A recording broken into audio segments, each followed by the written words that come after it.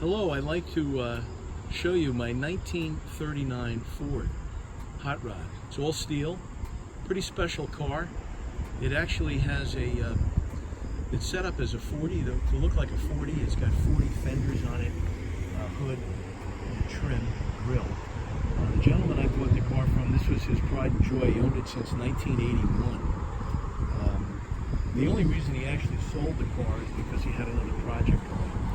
And his brother is a professional painter and did an unbelievable, magnificent job on this. This is a lacquer finish on the car, and it actually was done over 25 years ago, and it just has held up absolutely beautiful. He really used this as a show car, and in the Labor Day weekends, he would bring it to the nostalgic drag racing. Originally, way back when, it had a 350 motor in it. More recently, in 2012, he put in a brand new engine. It's called Dart 400 Special High Performance. It's a 400 cubic inch. The horsepower is probably pushing around 500. The car is amazing for about a 5,000 pound vehicle. It'll turn the quarter mile in high 11s to mid 12s. He could have gotten into the mid 11s if he wanted to, but it would have required by the National Hot Rod Association roll bar, and he didn't want to really ruin the car. It's really amazing. It's got a 4-inch drop axle in the front, front disc brakes, of course, rear drums. It's got a slider rear in the front by, I believe it's Chassis Engineering. The rear on the car is a Moser rear 9-inch 389 gears. It's a special transmission in the car. It's a 4-speed automatic. It has a stall converter on it for 2,800 RPM, so you can rev it up to 2,800 RPMs while you're power braking it, but you don't have to power brake it because it has the line lock. Again, I've never raced it. He did give me a pair of slicks. It's got special California traction bars on it. They're called Caltech traction bars, which are adjustable. He showed me how to adjust them down tighter, lower. So it's got shackles in the back. You kind of hear those rattling a little bit. It even has nitrous, which is amazing.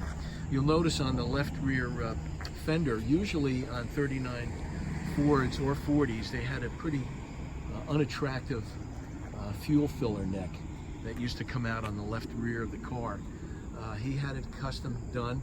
That's actually the fuel filler cap is from a 1963 Corvair. So his brother was a pretty talented man to be able to customize that and put that into the fender. It looks like it was made that way in 1939. Speaking of 1939, you might have noticed on the other side it has a door lock. It doesn't have it on the driver's side. They never did. It still has the original door lock. I have the key for it. The reason they did that back in the day, people, when they parked on the street, because the streets were so narrow, had to get out of the right side of the car. Let's take a look at the interior now. I'm going to open it up. It's an all-leather interior. It was done by a custom shop in Ohio, where this gentleman lived. It's called, excuse my French, but the name of the company is Bitchin.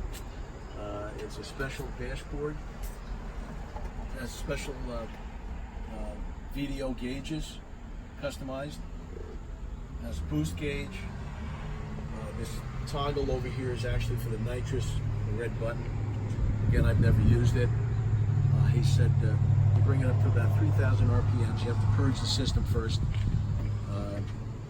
Push the red button when you get to about 3,000 RPMs, and hold on. Pretty crazy. He also did a custom inside hood release. Normally the hood release is from the outside of this vehicle. Let me show you under the hood. Watch how these doors close too. Pretty amazing.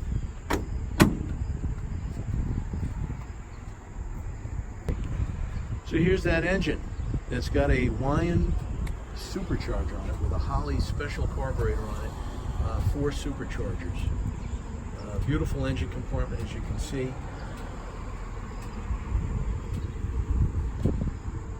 It's got headers on it. Amazing condition, this car. I don't believe it.